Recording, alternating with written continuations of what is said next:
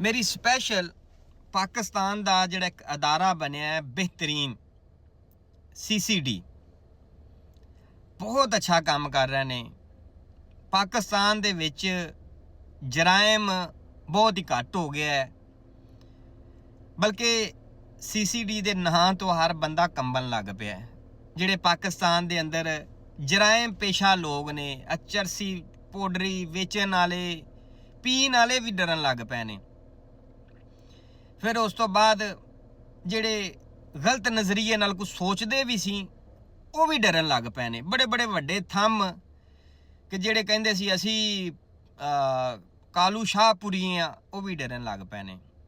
ਮੇਰੀ ਦਰਖਾਸਤ ਹੈ ਪਾਕਿਸਤਾਨ ਦੇ ਮਹਿਕਮੇ ਅੱਗੇ, ਜਿਹੜਾ ਨਵਾਂ ਬਣਿਆ CCD ਅੱਛਾ ਕੰਮ ਕਰ ਰਹੇ ਨੇ, ਬਿਹਤਰੀਨ ਕੰਮ ਕਰ ਰਹੇ ਨੇ। ਮੈਂ ਕਹਿ ਰਿਹਾ ਕਿ ਅਗਰ ਇਹ ਕੰਮ ਪਹਿਲੇ ਪੰਜਾਬ ਪੁਲਿਸ ਕਰ ਲੈਂਦੀ ਤੇ ਬਿਹਤਰੀਨ ਹੋ ਜਾਣਾ ਸੀ, ਕਿਉਂਕਿ ਸਾਡੇ ਪੰਜਾਬ ਪੁਲਿਸ ਦੇ ਵਿੱਚੋਂ ਹੀ ਬੇਸ਼ੱਕ ਬੰਦੇ ਲੈ ਗਏ ਨੇ, ਲੇਕਿਨ ਉਹਨਾਂ ਨੇ ਆਪਣੇ ਰੂਲ ਐਂਡ ਰੈਗੂਲੇਸ਼ਨ ਨੇ ਅੱਛੇ ਕੰਮ ਕਰ ਰਹੇ ਨੇ ਤੇ ਉਹਨਾਂ ਨੂੰ ਐਪਰੀਸ਼ੀਏਟ ਕਰਨਾ ਚਾਹੀਦਾ ਹੈ।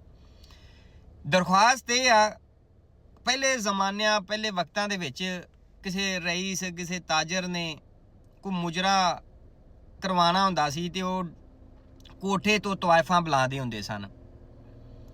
ਹੁਣ ਪਾਕਿਸਤਾਨ ਦੇ ਵਿੱਚ 2025 'ਚ ਇਹ ਤੁਹਾਨੂੰ ਟਿਕਟੋਕ ਜਾਂ ਫੇਸਬੁੱਕ ਅਦਰ ਸੋਸ਼ਲ ਮੀਡੀਆ ਤੇ ਡਿਜੀਟਲ ਤਵਾਇਫਾਂ ਨਜ਼ਰ ਆਉਣਗੀਆਂ, ਜਿਹੜੀ ਆਉਣ ਵਾਲੀਆਂ ਨਸਲਾਂ ਨੂੰ, ਬੱਚਿਆਂ ਨੂੰ ਮਤਲਬ ਇਸ ਤਰਫ ਗਮਜ਼ਾਨ ਕਰ ਰਹੇ ਨੇ। ਉਹਨਾਂ ਨੂੰ ਇਹ ਨਵਾਂ ਰਾਹ ਵਿਖਾ ਰਹੀਆਂ ਨੇ ਔਰਤਾਂ ਕਿ ਤੁਸੀਂ ਵੀ ਆਉਣ ਵਾਲੇ ਵਕਤਾਂ ਦੇ ਵਿੱਚ ਚੰਦ ਪੈਸਿਆਂ ਵਾਸਤੇ ਇਸ ਤਰ੍ਹਾਂ ਕਰਨਾ। ਹੁਣ ਵੀ ਡਿਜੀਟਲ ਤਵਾਇਫ ਦਾ ਮਤਲਬ ਇਹੋ ਹੀ ਹੈ ਕਿ ਲੋਕ ਗਿਫਟਿੰਗ ਕਰਨੀ, ਫਿਰ ਉਹਨਾਂ ਨੇ ਡਾਂਸ ਕਰਨੇ, ਮੁਜਰੇ ਕਰਨੇ, ਆਪਣੇ ਆਪ ਨੂੰ ਬੇਲਿਬਾਸ ਕਰਨਾ।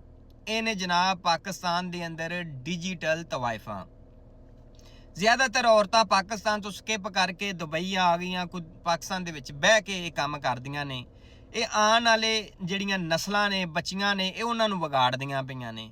ਮੇਰੀ ਦਰਖਾਸਤ ਹੈ ਪਾਕਿਸਤਾਨ ਦੇ ਅਦਾਰੇ ਅੱਗੇ, CCD ਅੱਗੇ, ਸਿਰਫ ਇੱਕ ਲਾਈਵ ਤੇ ਆ ਕੇ ਚੱਕਰ ਲਾਓ ਤੇ ਇੱਕ ਪੋਸਟ ਹੀ ਬਣਾ ਕੇ ਲਾ ਦਿਓ ਕਿ ਜਿੰਨੇ ਪਾਕਿਸਤਾਨ ਦੇ ਅੰਦਰ ਬੇਹਯਾਈ ਫੈਲਾਈ ਜਿਸ ਔਰਤ ਨੇ, ਤੇ ਉਹਦੇ ਵੀ ਜਿਹੜਾ ਨਾ ਨੇਫੇ ਦੇ ਵਿੱਚ ਪਿਸਤੌਲ ਚੱਲ ਜਾਏਗਾ।